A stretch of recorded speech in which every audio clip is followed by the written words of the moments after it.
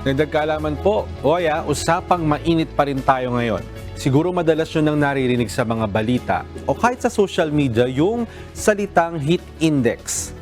Inilalabas po yan ng Pag-asa upang mabigyan ng babala ang mga tao tungkol sa temperatura sa isang partikular na lugar. Ayon po sa Pag-asa, ang heat index ay ang temperatura na nararamdaman po ng tao o yung damang init. Pero huwag niyo pong mapagkamalian. Magkaiba ang temperature sa heat index. Ganito po yan. Ang dry season sa Pilipinas ay hindi lamang po nasasaklaw ng temperatura, kundi kasama yung tinatawag na humidity. Ang humidity ay ang dami po ng water vapor o singaw ng tubig sa ere. At kapag humalo ang singaw na ito sa temperatura, yan po ang tinatawag na heat index o yung nararamdaman ng tao na init.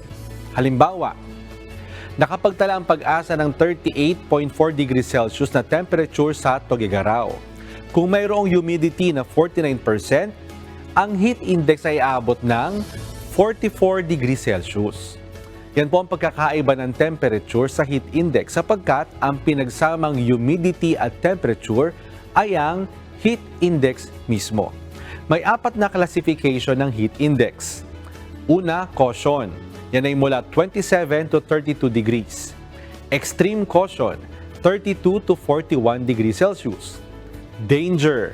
Mula naman po yan sa 41 to 54 degrees Celsius. At ang 54 degrees above naman ay tinatawag na extreme danger. Ayan. Lagi po sana tayong makinig ng mga balita upang ma-warningan tayo sa panganib na dulot ng mainit po na panahon. Sana may natutuhan kayo at laging tatandaan, mapalad ang tao na nakakasumpo ng karunungan at ang tao na nagtatamo ng kaunawaan.